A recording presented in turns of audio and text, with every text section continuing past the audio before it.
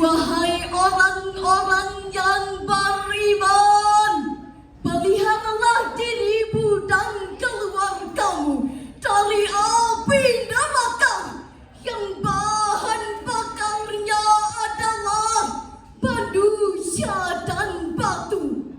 Penjaganya malaikat-malaikat yang kasar, keras, dan tidak durhaka kepada Allah terhadap apa yang diperintahkan kepada mereka, dan selalu mengerjakan apa yang diperintahkan. Hadirin yang berbahagia, Imam At-Tabari dalam Jamil Bayan fi Ta'wilil Quran halaman 245 memberikan maksud ayat tersebut bahwa Allah memberikan himbauan kepada hamba-Nya yang beriman dan bertakwa untuk menjaga dirinya dan keluarganya agar terhindar dari ancaman api neraka.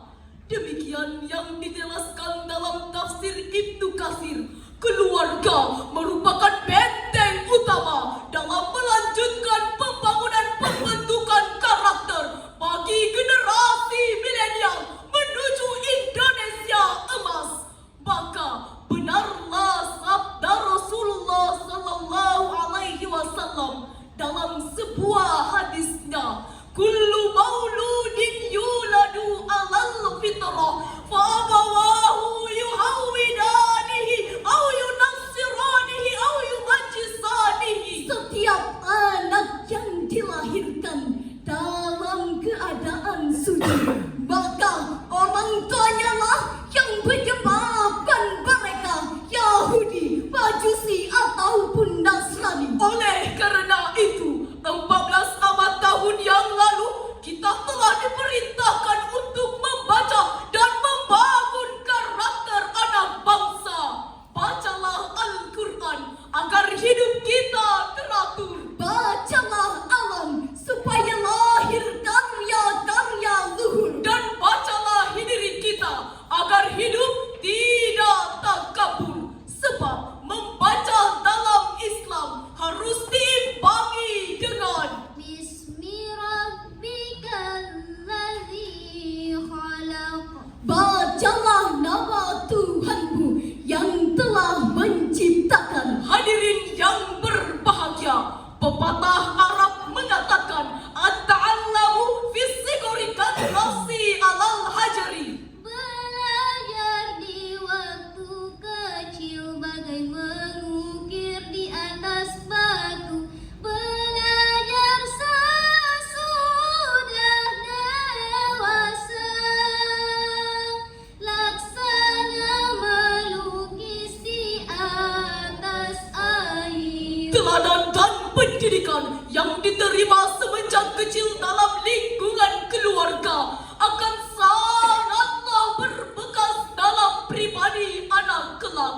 Oleh karena itu, jika kita menginginkan moral dan kepribadian yang baik pada anak, maka teladan dan pelajaran yang baik pula yang harus dicontohkan. Sebagaimana firman Allah dalam Al-Quran surah Luqman ayat 13 yang berbunyi sebagai berikut. Wa idh qala Luqmanu libanihi wa huwa ya'idhuhu ya bunayya la tusyrik billah.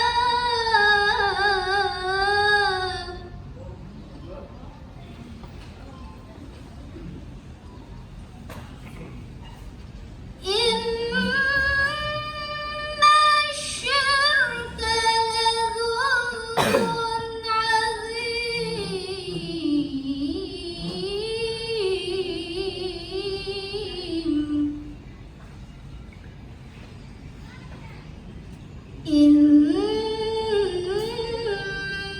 syirka la dzulmun azim.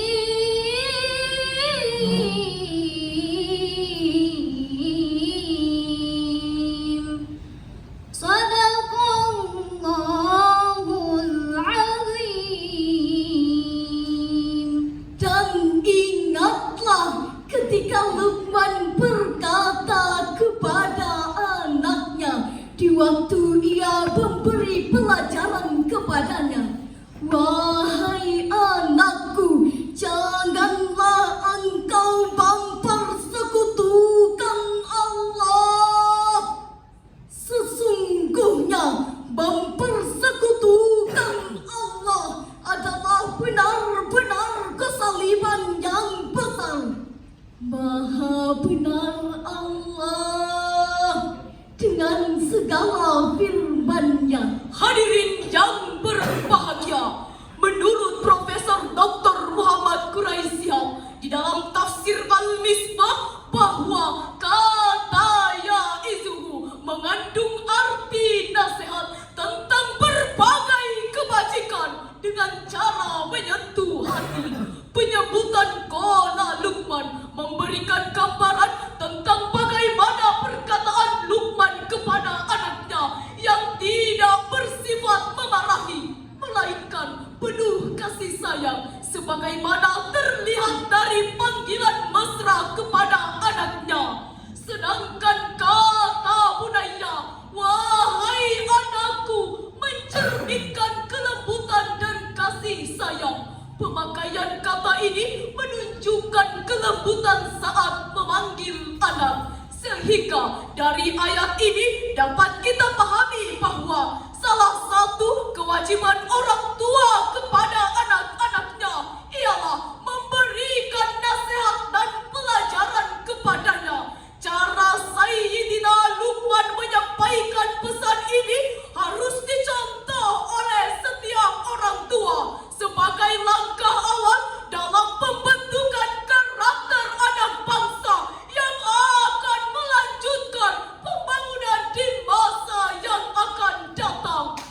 Dari uraian demi uraian yang kami sampaikan, kiranya dapat ditarik kesimpulan bahwa kejayaan suatu bangsa tergantung pada generasi mudanya. Jika karakternya baik,